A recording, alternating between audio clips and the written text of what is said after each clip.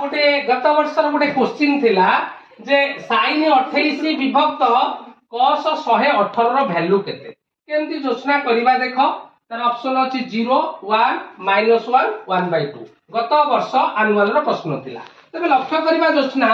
sin 28 को हमें भांगीबा केमती भांगीबा ना sin को केमती भांगीबा 90 -62 वेरी गुड आको हमें भांगिले 28 को 90 -62 सेही परी cos 118 को किपरि भांगीबा 180 माइनस वेरी गुड तेना आको भांगिले cos 180 माइनस 62 वर्तमान हमें बेसिक कांसेप्ट जानिचे sin 90 माइनस थीटा केते cos थीटा सो एडा हे जिवो cos 62 वर्तमान cos 180 minus theta very good minus cos theta माने 62 so cos 62 cancel so right answer हैला -1 बुझेला तो तेनो ठीक को ऑप्शन का ठीक है ऑप्शन सी इज द